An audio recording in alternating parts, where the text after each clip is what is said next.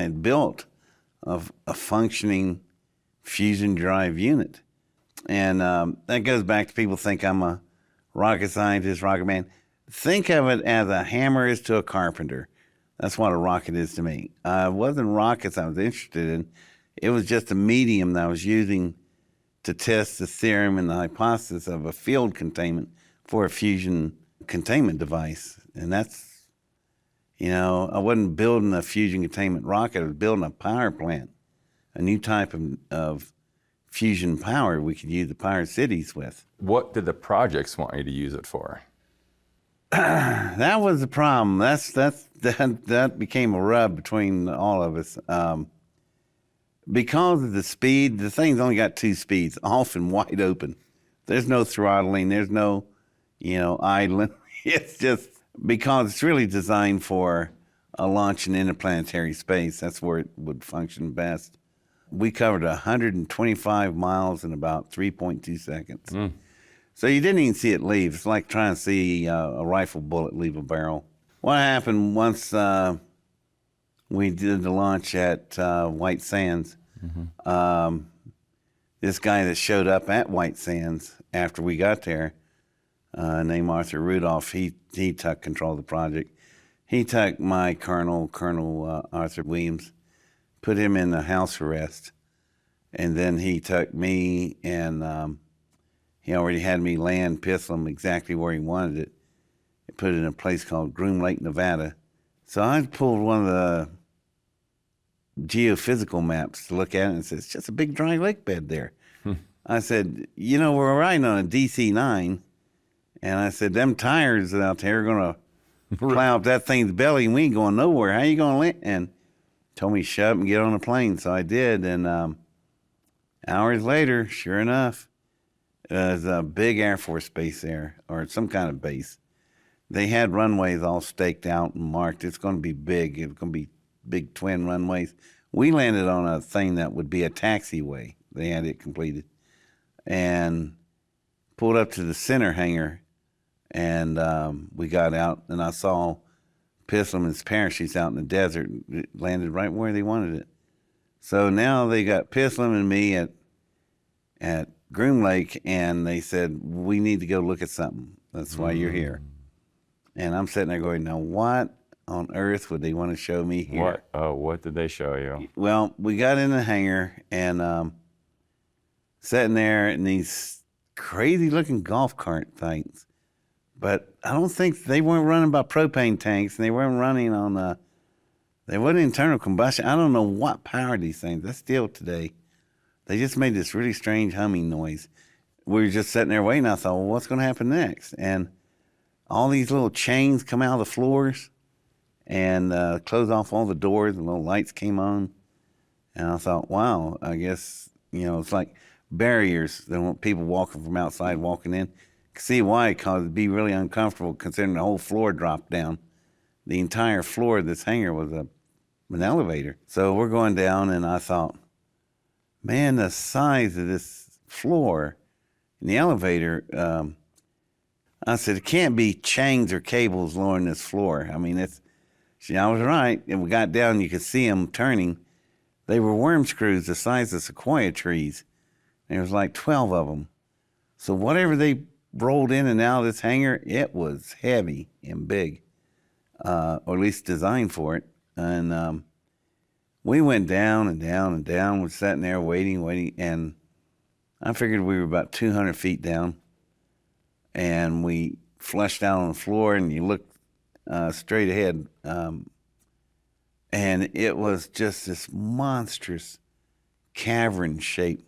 It was a rainbow-shaped roof. The walls came to a canter, and they became perpendicular.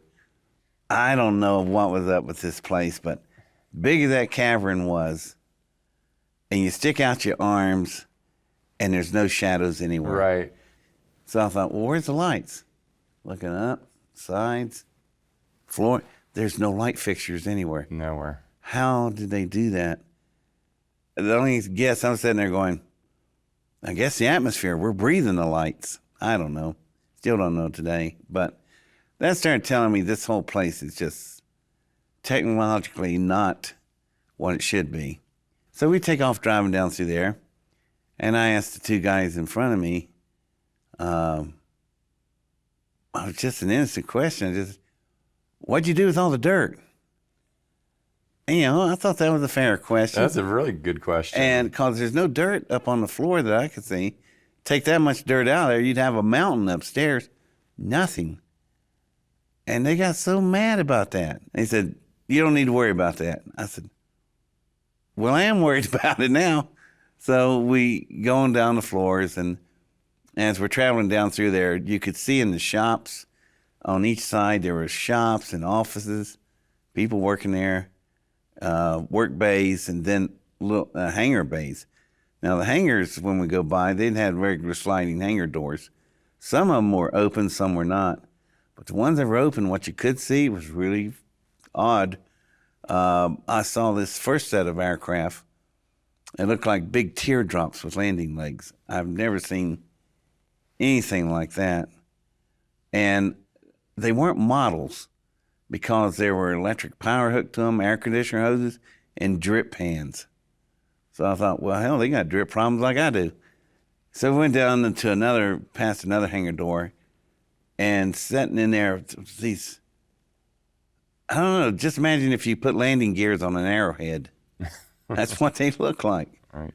Big arrowhead shaped aircraft. And in 1971, we didn't have stuff like that. And then the last thing I remember seeing on the hangars was this one big bomber, Delta wing. It was shaped like a triangle, and it was just gigantic. I thought it was the XB-70, but I know the XB-70, one crashed in the desert, and the other one in 1969 was sent to Wright-Patterson Air Force Base Museum. This was 1971, 2 years later. So there's a third one that they didn't, nobody told us about. No one knew about, right. And it looked different from the regular XB-70. The canards behind the wings were shaped different, and the engines looked different. Could have been Aurora. Could have been Aurora. Sounds like it. That's what I think it was. But it was huge. God almighty. Then we went on down further, and we were about a quarter mile into it. And still, you can look down at the end. Still nowhere end. It just infinity, just keeps on going. I still wanted to ask him, what'd you do with all the dirt? But the guy jumps out of the little golf cart. He runs over and puts his hands on this glass tabletop thing, and he looks in this scope. There's a flash, and then this, not like the hangar doors, a 40-foot, had to be at least 40-foot diameter iris, like a camera. Yeah, it goes. Yeah, it's spinning and it's opening up, and I'm going, damn, that's the fanciest door I've ever seen. and a plate slides over at the floor and makes it flush. We drive in, the lights come up inside this big room about the size of a gymnasium. And I thought, hey, I might see some lights, fixtures. No light fixtures. Light comes up just as nice as light as the other. Still no shadows, going, what's up with this place?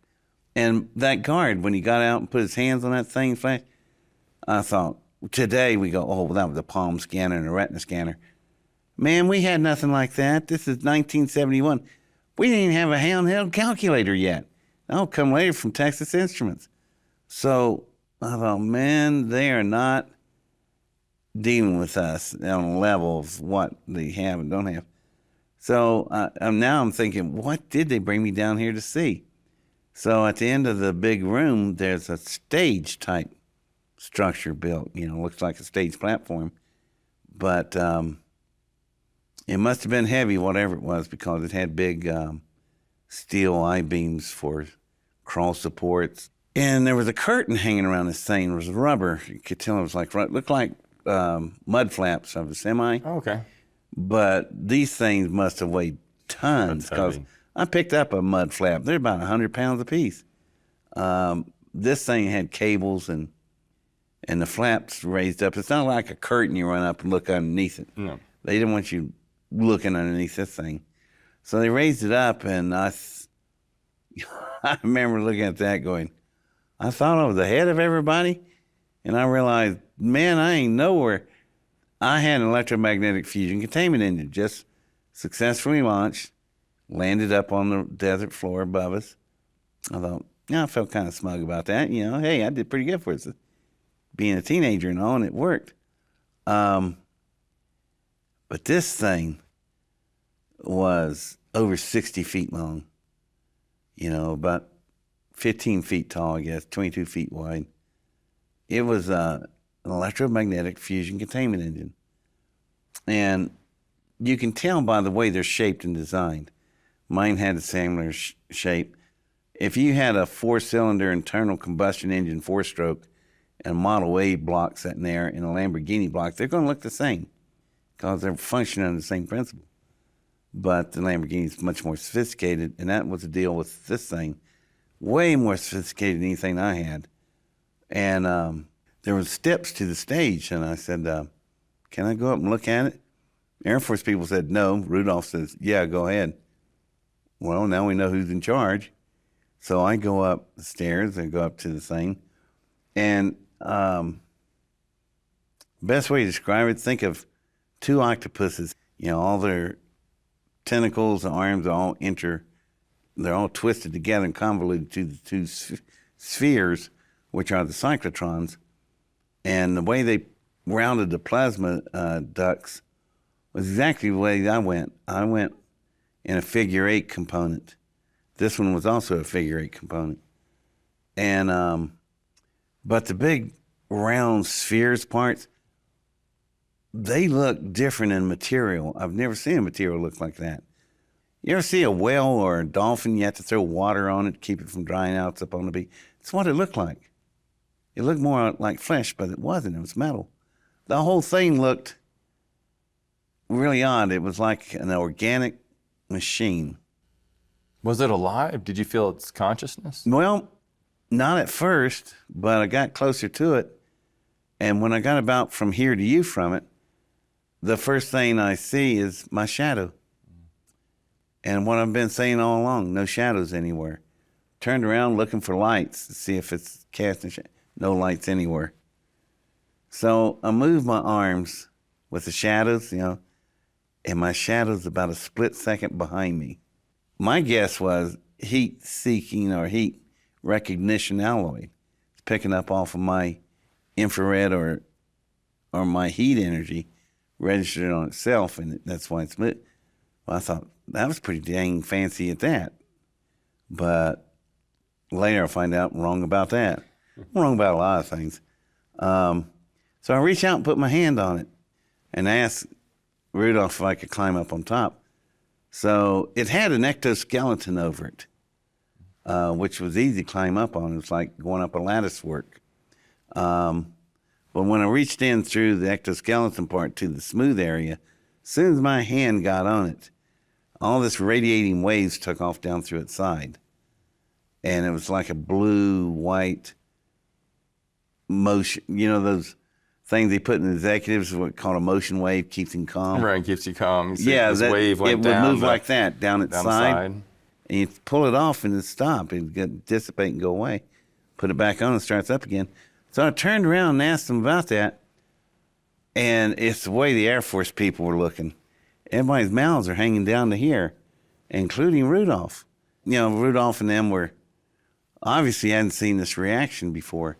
So I put my hands back on it, take them off, put them on, watch their faces. Yeah. It's a lot of fun, actually. You know, and so I crawled on up on top of it, walking down the vertebrates. This thing had vertebrates, and it had like ribbings down its side. But in these vertebrates and bones, there are these bundles of fiber tubes. And in the tubes was a liquid running through there, but it had almost like an iridescent glow. It's flowing through the plastic tubing almost like it's a pulse rate. So I walk on down to the center where the fields cross each other in the figure 8. Okay. So right in its what I call the eye of the hurricane, because that's where it's calm when the fury of the plasma's passing through to the both sides. Got to remember this thing is flowing from 4 different directions at once. So it's really something to see when it's spinning. Mine was. So I looked over on the side, and there's a hole blowed in the side of this thing. And it's big. It's got to be about 4 feet, 5 feet in diameter. It's big. And whatever hit it, it looked like it came from the outside in. But this is where it starts getting weird, if it ain't weird enough already. Instead of, you know how metal it shrouds when it's pulled out or blowed in? This thing, best described, imagine if you tuck a harpoon, which has a grenade in the end of it if you didn't know how it works, and it goes into the well and it detonates. That's what kills the well. And the holes, blubbers blowed back and all that. This stuff looked like that. It looked like meat instead of metal. But you reach down and touch it, it's metal.